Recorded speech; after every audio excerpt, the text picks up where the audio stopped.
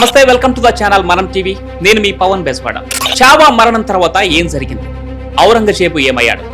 ప్రస్తుతం దేశంలో మరాఠా యోధుడు, హిందూ సామ్రాజ్య వ్యవస్థాపకుడు ఛత్రపతి శివాజీ, అతని కొడుకు సంభాజీ మహారాజు గురించి చర్చ జరుగుతోంది.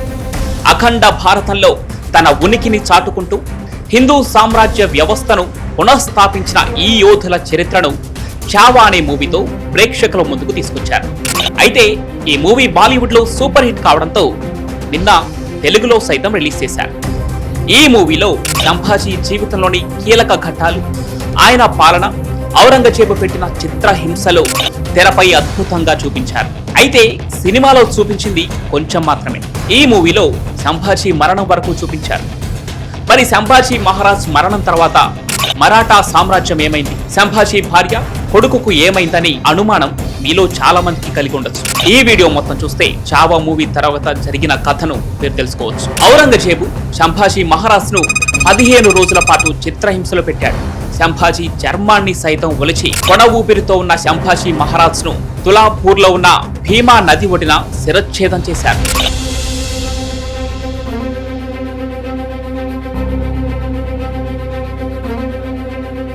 ఆ తరువాత సంభాజీ శరీరాన్ని ముక్కలు చేసి నదిలో పడవేశారు. నదిలో దొరికిన అవయవాలను సంభాజీ అనుచరులు వెలికి తీసి సాంప్రదాయబద్ధంగా అంత్యక్రియలు పూర్తి చేశారు.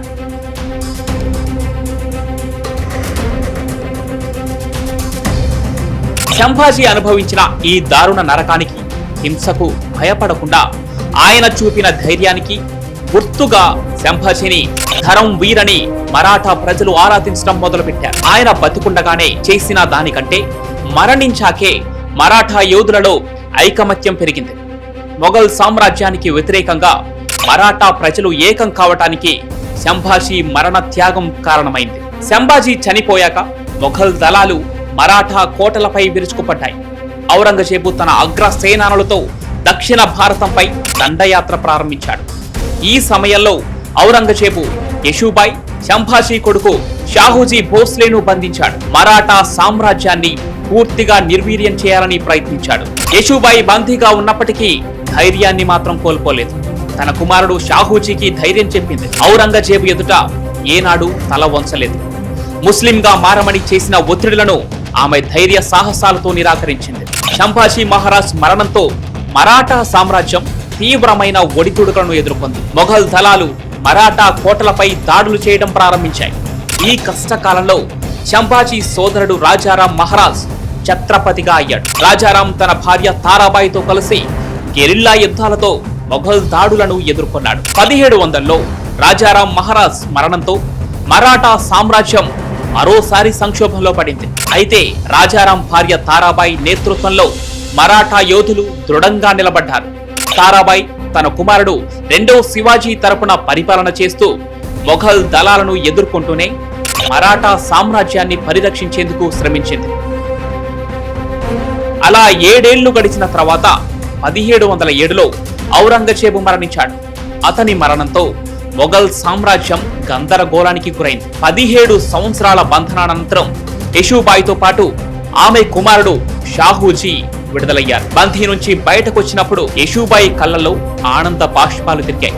ఆమె భర్త సంభాజీ మహారాజ్ లక్ష్యం ఆమె కళ్ల ముందు మెదిలింది. వెంటనే యశుబాయి తన కుమారుడు షాహూజీని మరాఠా సింహాసనంపై కూర్చోబెట్టింది. షాహూ మహారాజ్ గా పట్టాభిషేకం చేసి మరాఠా సామ్రాజ్య పతాకాన్ని మళ్లీ ఎగురవేయించింది. షాహూ మహారాజ్ తన తల్లి యశుబాయి సూచనలతో పేష్వా వ్యవస్థను స్థాపించాడు. బాజీరావు, బాలాజీ విశ్వనాథ్ వంటి పేష్వాలు మరాఠా సామ్రాజ్యాన్ని ఉత్తర భారతం దాకా విస్తరించారు.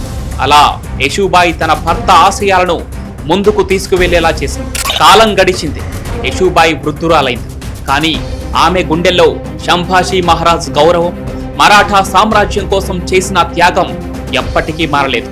తన చివరి శ్వాస వరకు ఆమె మరాఠా జాతి కోసం శ్రమించింది. యశుబాయి మరణం తర్వాత మరాఠా సామ్రాజ్యంలో అంతర్గత వివాదాలు, అధికారం కోసం పోటీలు మొదలయ్యాయి. షాహూ మహారాజ్ పరిపాలనలో పేష్వాల అధికారం మరింత బలపడింది. పేష్వా కుటుంబం, ముఖ్యంగా నానా సాహెబ్ మరియు మధవరావు మరాఠా సామ్రాజ్యాన్ని ఉత్తరాది నుంచి దక్షిణాదికి విస్తరింపజేశారు. కానీ ఈ విస్తరణలోనే అంతర్గత విభేదాలు, అధికారం కోసం పోరాటాలు ప్రారంభమయ్యాయి.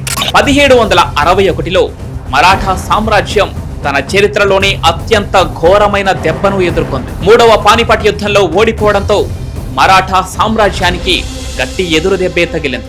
వెంటనే పేష్వాలు, మరాఠా సర్దారులు మళ్లీ ఏకమయ్యారు. చివరకు 1818లో బ్రిటిష్ ఈస్ట్ ఇండియా కంపెనీతో జరిగిన యుద్ధాల తర్వాత మరాఠా సామ్రాజ్యం పూర్తిగా పతనమైంది. మరాఠా సామ్రాజ్యం పతనమైన సంభాజీ ధైర్యం, యశూబాయి త్యాగం, రాజారాం పట్టుదల, తారాబాయి సాహసం భారతీయుల గుండెల్లో సజీవంగానే ఉన్నాయి. ఇది కేవలం మరాఠా సామ్రాజ్యం కథ మాత్రమే కాదు, ధైర్యం, త్యాగం, స్వాతంత్ర్యం కోసం ప్రాణాలర్పించిన వీరుల గాథ.